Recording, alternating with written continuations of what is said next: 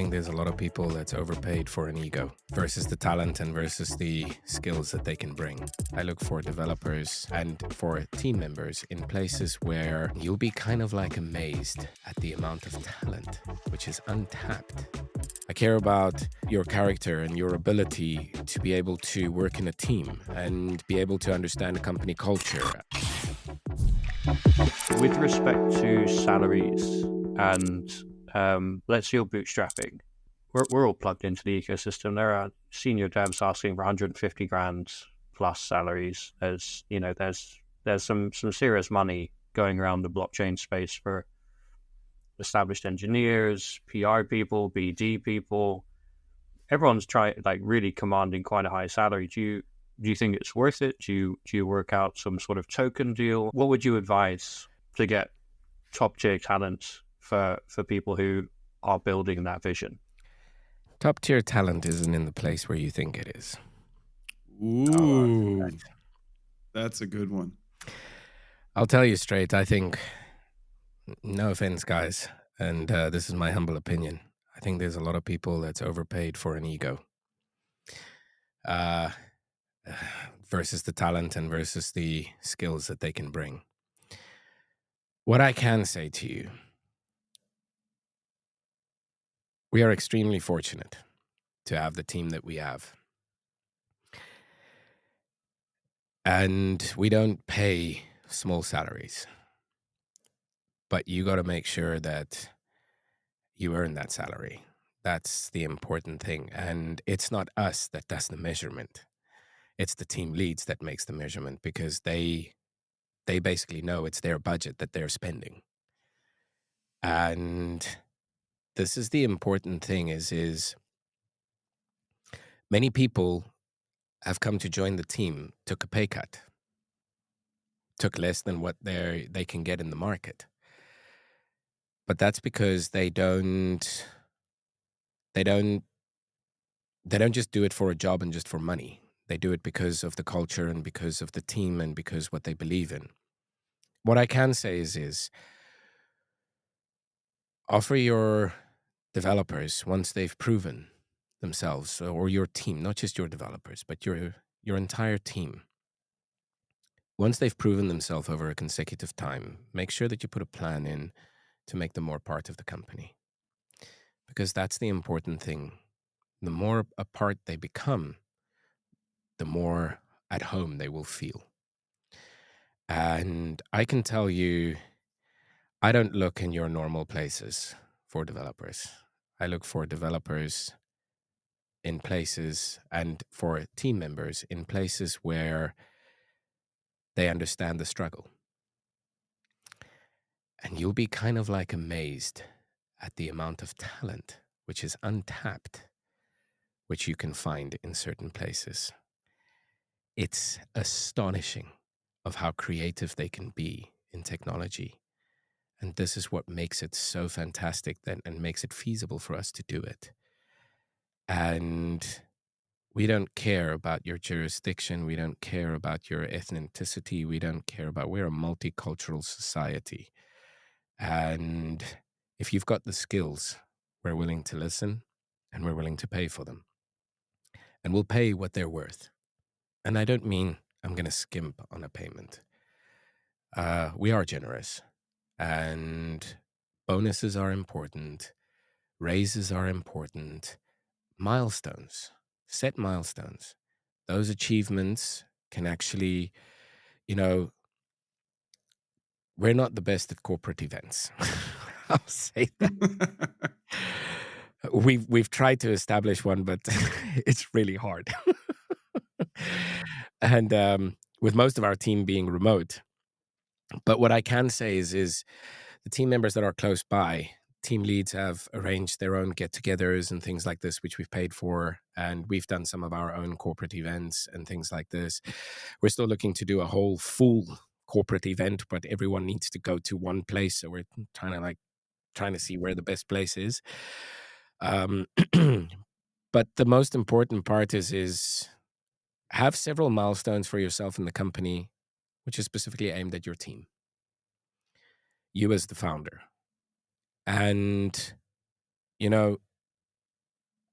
I always say, I don't want to have everything of nothing. I'd rather have a little of something. So this is the important part. And, you know, I really am going to go back to this and I'm going to say, you cannot find the type of talent in the places that you think. I can agree on that. Where are the places? I'm actually curious if your places and my places are different. Well, well, I won't say that, but what I can say is I won't say where it is or these types of things, but we probably have from everywhere in the world people, but they come not from major cities or major places or things like this, and it's really strange how we get to them. It is really sometimes it's like it's like a kind of story that you'll sit and you'll think, how the hell did we get this guy? Mhm. And he's absolutely brilliant. How did no one else find him or her? Sorry, I'm talking about a guy, but also her. I mean, we've got amazing girls in the team, absolutely phenomenal of the things that they can do, and it's all because of their experience. It's all because of the things that they do. I would add something to that actually. As I'm running with a lot of development teams here in Poland and I would say Central Europe, which is in on itself a super interesting culture, development culture. And obviously, like, you know, that since living in Slovakia a little bit, um, I found that if you offer the right motivation, the right leadership, the right values, Hmm. um, good becomes great, Yeah, and average becomes good. yeah. And I think that is, and I always say this, like our teams are generally consisting of, like I have a research team consisting of PhD. They're absolute ballers, like shameless plug, absolute ballers. Like they have a very similar perspective on technology as you do yourself. But we mix those great senior talents with, you know, meteor engineers that in experience, that, and then they go with the right leadership, and you know they're great leaders from great, like to good to great. And Mhm. I think that is actually how you find people, and it has a lot to do with what you kind of, you know, show the world on how you are, what kind of company you are, and why it works as it works. I think that's how sometimes, at least in my opinion, you'll find the right people for the right company that you are. And I'll explain that really short, because like as you Ockert, like I think if engineers are listening to this, I am an ex project manager. I would say, well, okay, hey, you're looking for another project manager, because it's a very compelling message, right? Mhm. But I can imagine that somebody that is an engineer for the money, and I know them, and they're great engineers, they'll probably say, yeah, that's too much work. I want to make a lot of money, and I'll make it worth it. But what Orchid says, I'm not so sure, because it doesn't. It's not necessarily the message that they're looking for. And I think when you look for talent, and that goes, I think, in every branch, but my branch is development. Um, you look for people that speak your language, your specific company, like your community language, your however your tribe, whatever you want to call it. Like that's where you they get leveled, they get passionate, Mhm. and now that good engineer is now a great engineer, right? You see, the important thing what I want to say is like, for example, um, it depends on where your company is based. When you have a look at certain salaries which are being paid in certain countries, I think it is absolutely exorbitant, and I cannot believe how the hell they can actually pay such salaries. But I'm also saying in the regions where we are, we pay above standard, actually quite high above standard. But what I agree with you 100%. You know, if I sometimes, or not just me, but even our team leads, they sometimes rather look at the passion of the individual and the character of the individual. They might not have the skills, but skills you can learn. If you've got the right attitude, you can come in and you can learn and you can grow that individual into something spectacular. That is exactly 100% on par and Q. I could not have said that better. And what I can say is you know, there's being mediocre in skills, but being creative in problem solving is also a very important thing. And you can be a top notch developer, but I can tell you what, you can sometimes learn from the mediocre. I just wanted to mention that like being a rockstar engineer doesn't guarantee that Yeah. you're like well being a rockstar developer doesn't mean you're a great engineer. Yeah. It actually means generally you're a mediocre engineer because there's a lot of ego involved. And Mm, once like throughout, I think that the red thread in this whole discussion has been what I find interesting. Like also from you personally, like the the amount of ego is incredibly low. I mean, you need to, I think, if you want to be successful. Um, but that goes also for your team. If you become like if you hire people with a big ego, like and in this case, rockstar engineers, yeah. um, massive issue, massive issue. You get mediocre teammates, or But you can get. I'm not saying like for all the rockstar engineers out here, like I'm not no, trying there are amazing to. guys. They're amazing, Yeah. and some of them, and maybe most of them are great, but there is also a good amount that doesn't have the skills to be a great engineer. You know, hiring and these types of um, activities that you have to do as a startup, it's sometimes really difficult. And sometimes it's really hard to find the right person. Um, but what I can say is, we have some real rock stars in the team, and they cost. But what I can say is they've earned it, Yeah. and it's not about from what they did in the past. It's from what they've already achieved now, current. And that's why you get these individuals in. If you're gonna keep on keep on living of what you've accomplished in the past as a developer, and you're not focused on the future, that's when you should probably change your attitude, because it's not going to get you to where you want to be. Because you can actually be a lot bigger and a lot greater than trying to delve just on, okay, well, I was part of this team and I did this particular thing and it's successful. Okay, so what have you done now recent? You Wait, know, you're telling me that if I put ex Google in my LinkedIn, that's not valuable? um, I don't look at a CV. I'll tell you straight. I look at what you can do, and I look at your character. Of course, our team leads look at the CVs and they look at certain other things.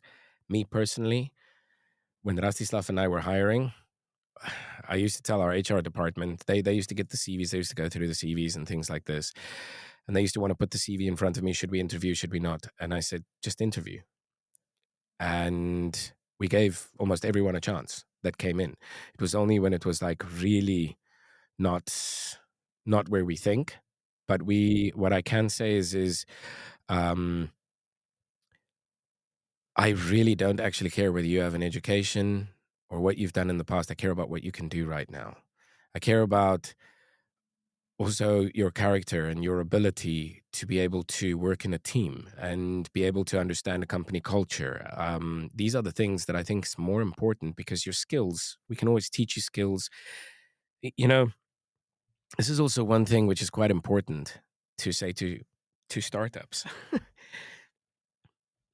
In the beginning, it's easy to hire people. Once you get to a certain stage, it gets extremely difficult. And then you have to understand that it can take anything between 3 to 6 months before that individual is useful or is profitable. When I mean useful, I don't mean useful, I mean like profitable.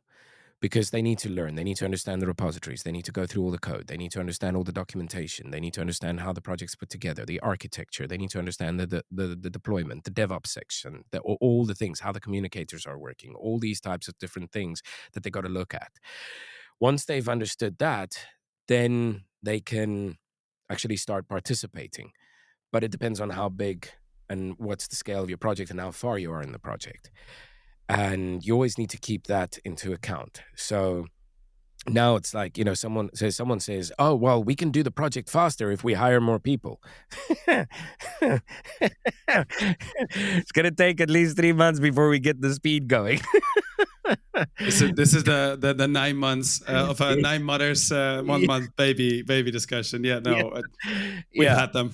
And this is the important thing as an entrepreneur and as a business startup to understand. As you progress, you're going to get through these challenges and you're going to get to these stages. And it's really interesting stages. Some people are extremely fast in understanding, clicking, and learning, but some people are not. And they are extremely valuable to have, but you got to give them the time. And that's where patience comes in again, because you got to be patient with them to actually understand so that they can be fully optimized in the skill sets that they're going to bring to the team.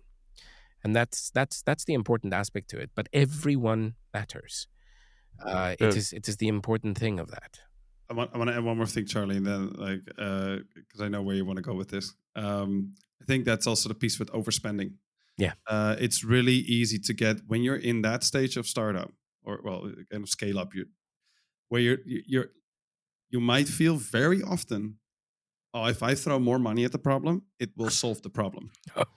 I will guarantee you right now, and I think, Ockert, you can agree on this, it will never solve the problem. To the contrary, it creates so many problems that you might actually look back on that and saying like, oh shit, this has been a company defining moment or changing moment. Mm-hmm.